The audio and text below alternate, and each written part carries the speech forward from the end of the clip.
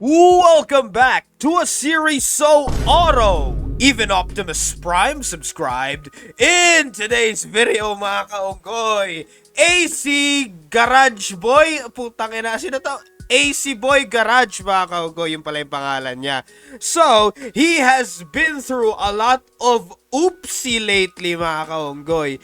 Nagiging viral siya kasi meron siyang mga oopsie na pinaggagawa, mga kaunggoy. And pag-uusapan natin yon sa video na ito, mga kaunggoy. Marami tayong maihimay dito kasi medyo viral talaga tong issue na to. May bago tayong paglalaroan at gagatasan, mga kaunggoy.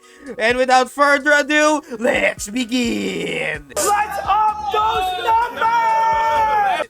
Alrighty, mga kaunggoy, it is I, Manong Jaire, and today we are going to be talking about AC Boy Garage, mga kaunggoy. So, sa mga hindi po nakakaalam, nag-viral si AC Boy Garage nung kailan kasi nagkaroon siya ng parang alitan, ano ba tawag dito? Parang nagkasagutan ba? Kasi meron siyang Mitsubishi Adventure. So, merong pamilya na bumili ng Mitsubishi Adventure kay AC Boy Garage at bumalik sa shop ni AC Boy Garage kinabukasan dahil yun nga, may problema ang sasakyan, mga kaunggoy. Now, I'm not going to pretend na marami akong alam pagdating sa mga auto, pagdating sa mga kotse, mga kaunggoy, pero marami na kasing nagsabi na mga iba-ibang mga tao na may alam sa mga kotse, sa mga auto, sa mga mechanics or mga actually meron nga mga mekaniko na gumawa na rin ng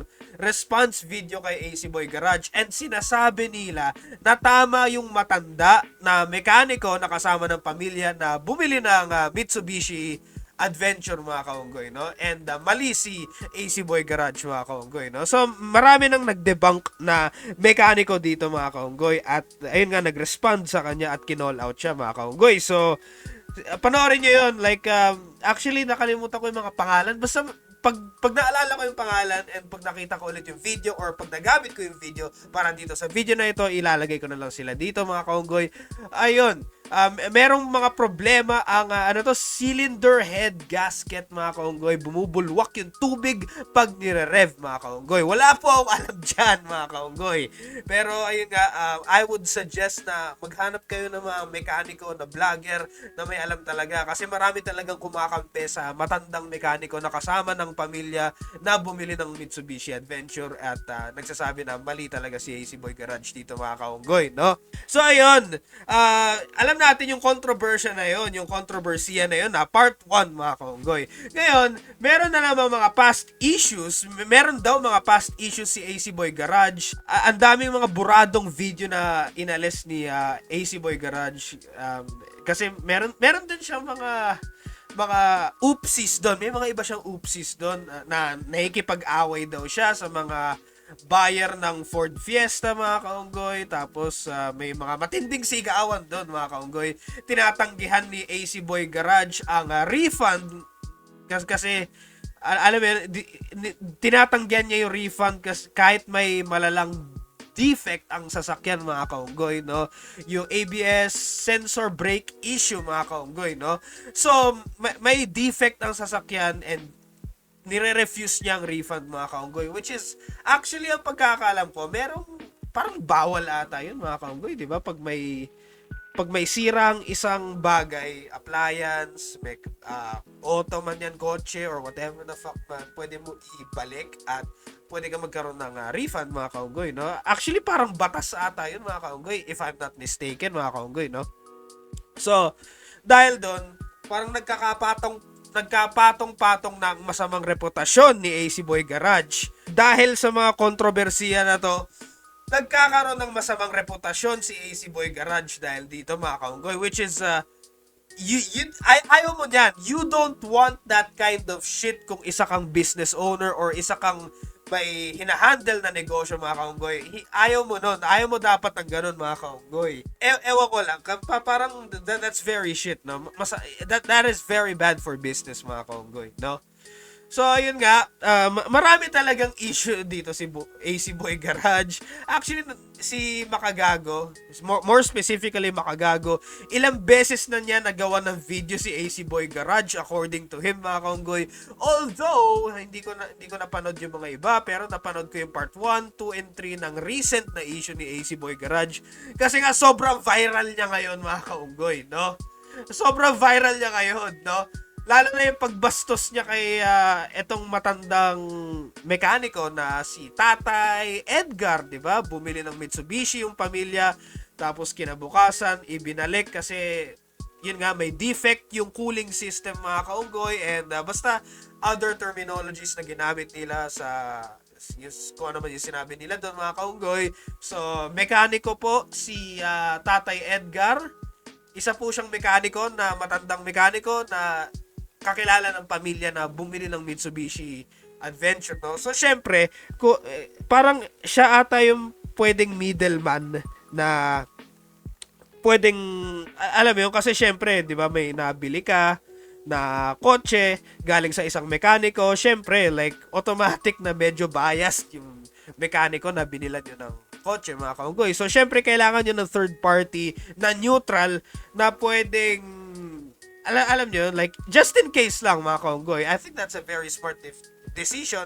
Lalo na kung bumibili kayo ng kotse, mga kaunggoy. Importante talaga yan. Ngayon, imbes na maayos ang usapan nila AC Boy Garage at nila yung mekaniko, mga kaunggoy, parang may pambabastos, sarcastic na sinasabi, oh, mekaniko pala to ah. Parang gano'n, tagal na pala niya sa mekaniko. Ayun. Boss, ganito ang explanation niya na. Si Bossing kasi mekaniko to eh. Idol ko pala to. Nanguto ko pa. Boss, idol nga. Hindi, idol kita, boss. Kasi yung sinabi mong may tama silit Ako yung... marami na ako na-overhaul na makina. Ay, oo. Ilang years na po yung Ngayon, mekaniko, boss? 1990 pa lang nagagawa na ako. Ano po ba pag may tama siling Ngayon, red, boss? kapag in-overhaul ko ang makina at Oo. kinirib ko ng gano'n, Oo. yun ang okay. Hindi Oo, boss, natin. nagsisirculate naman po ng maayos eh. Nagsisirculate nga siya. Oo. Ibig sabihin, may pressure eh. May Boss, pressure. kahit magpunta tayo saan, kahit kanina tayo magtanong, boss, okay yung unit, boss. Kahit Okay nga yun. kahit May i-post natin. pressure.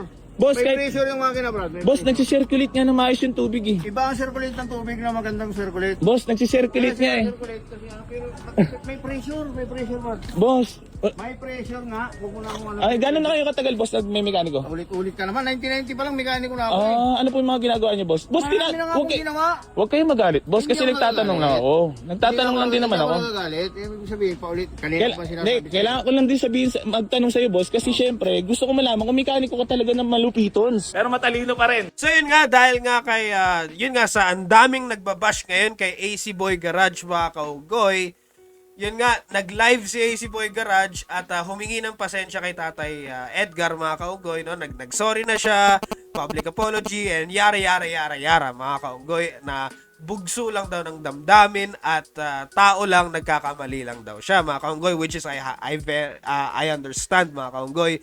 Tao tayo lahat, nagkakamali tayo lahat, mga kaunggoy. Nagsalita rin ang anak ni Tatay Edgar na si Jeric na, ayun nga, pinapakitang binabaklas na nila yung adventure sa sarili niyang talyer, mga kaunggoy, no? So, yun nga, binabaklas na nila yung, yung adventure, mga kaunggoy. Although dito sa video ni Makagago, meron siyang pino-point out, no, si Makagago. rin, no? Hindi kaya ito ay isang malaking scripted lang? Malay nyo, di ba? Pwede, di ba? Bakit sa tingin ko, no, ay pwedeng scripted ito? Kasi kung tunay nga na itong anak, no, nitong matandang mekaniko, ay gusto talaga magpatulong, malamang sumagot na ito. Tama? Pero sa nakita ko, biglang lumipat biglang nag-shift. Instead, naging influencer na din siya. Nakita naman natin, mga ka-hombre ko, di ba? Ang baba lang ng followers niya, ngayon mataas na ang followers niya. Kung ginagamit man nila para sa clout yung shit, mga kaunggoy, yung kontrobersiya, I think that's understandable. Kasi maganda kang career path ang social media, mga kaunggoy, no? So, if you found a opening, kung may nahanap na kayong parang opportunity na pwede kayong gumamit ng clout, mga kaunggoy, I would suggest na you go for it, mga kaunggoy. Although, para sa mga ibang tao, ayaw nila ng ganon kasi ginagatasan daw yung issue, yung kontrobersiya. Pero at the end of the day, we all need money. And we gotta do what we gotta do to survive, mga kaunggoy. Ngayon, hindi ako sure kung scripted talaga to or ginagamit nga nila or ano, hindi ko sure kung scripted to or totoo tong issue at ginagamit na lang nila yung shit para sa clout. Kung ginagamit nila yung shit para sa clout, edi that's on them, mga kaunggoy. At the end of the day, if personally if may nangyari sa aking controversial shit, mga kaunggoy, or nasangkot ako sa isang kontrobersiya, mga kaunggoy, edi gagatasan ko na rin yung sarili kong issue. Gagatasan ko na ang sarili ko, mga kaunggoy. Syempre, mga kaunggoy. Kasi sinisiraan na ako eh. Edi gatasan ko na rin yung sarili ko, 'di ba? For the money, for the views, mga kaunggoy. Kasi syempre lahat tayo kailangan ng pera. No, kailangan natin ng pera, kailangan natin. The more clout, the better the money, mga kaunggoy. I mean, come on. That's ano na yun, like natural na talaga yun. The more money, the more clout, the better, mga kaunggoy. Diba? Kasi nga, content creators tayo. I'm not sure if you're putting all these, if you're connecting all the dots, mga kaunggoy, naiintindihan ko kung bakit yung ibang tao ay iniisip na scripted lahat to. Naiintindihan ko kung bakit may mga ibang tao na iniisip na scripted lahat to. Pero at the same time, baka hindi scripted at ginagamit na lang nila para sa clout at ginagamit na lang nila para sa exposure at ginagamit na lang nila para sa sarili nilang benefit, which is I highly understand. I highly understand that, mga kaunggoy. Wala akong nakikitang mali sa part na yon, mga kaunggoy. So syempre, parang 'di ba, nagkaroon ng shit, 'di ba, mga kaunggoy, pero the thing is, mga kaunggoy, di go, 'di ba? If nasa isip nila, if they think na that's their way of parang mas lalong umangat yung business nila at social media nila, edi by all means, no? You gotta do what you gotta do to survive. Syempre, lalo na yung ekonomiya ngayon, kailangan natin ng pera, ganon, kailangan natin ng resources, mga kaunggoy. I highly understand that shit, mga kaunggoy, and that's the bottom line, no? Ginagamit ba nila na isang circus na ito? Like, circus ba ito para sa social media engagement? Like, kayo ba? Like, ano sa tingin nyo? Totoo ba itong away na to or clout chasing na lang, mga kaunggoy? Like, ano sa tingin nyo, mga kaunggoy? Alright? Like, put in the comments below and let me know, mga kaunggoy. Like, ano sa tingin nyo? Like, scripted ba talaga to lahat or talagang ginagamit lang, or sa tingin nyo, scripted lang ba to? Or sa tingin nyo na totoo talaga yung issue pero ginamit na lang nila at the end of the day para sa hype, mga kaunggoy? Which is personally, if I were in their position, ganun din gagawin ko. Okay? So, yun nga, mga kaunggoy. And that's the bottom line because Manong Jerry said so. I gotta head out.